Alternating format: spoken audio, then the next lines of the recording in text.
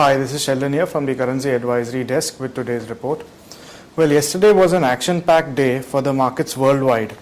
Now, we saw the dollar-rupee pair hit a high of 56.02 in the spot market yesterday, in line with our expectations. Now, we continue our bullish stance on the dollar-rupee pair and advise our traders to go long at around 55.60 levels in the spot.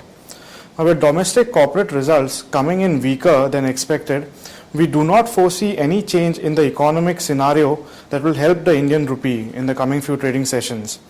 Further, with the fall in energy prices, which is India's biggest import item, a weak Indian rupee can actually help the Indian economy, as this will increase our export competitiveness.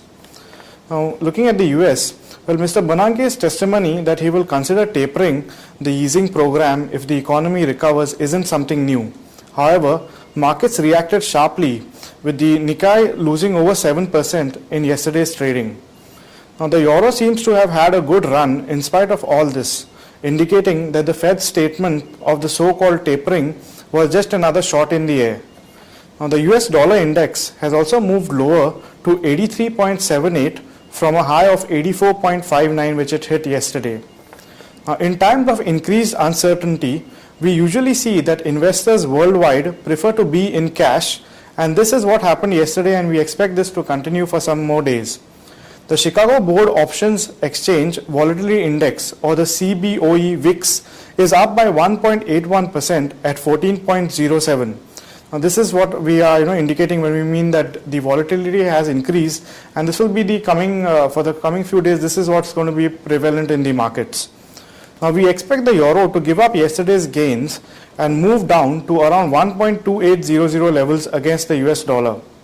Now, the German GDP figure, which will come in later today, will provide more guidance towards the direction of this pair.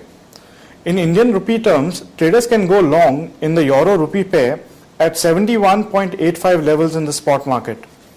Now, the British economy grew by 0.3% in the first quarter, in line with expectations.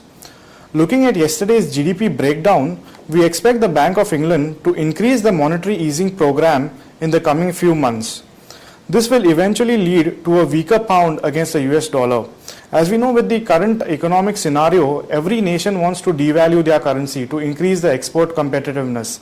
And this is what we are expecting the British economy or the Bank of England to do for the pound also. Now, however, till that happens, we expect the pound to strengthen against the US dollar, with the upside capped at around 1.53 levels. In Indian rupee terms, traders can go long in the pound rupee pair at around 83.90 levels. Now, the crux of yesterday's actions was again concentrated in Japan, with the equity market there taking a huge hammering. The dollar-yen pair had some wild swings from a low of 100.83 to a high of 103.56. In fact, Japan is currently the hot topic amongst most fund managers worldwide.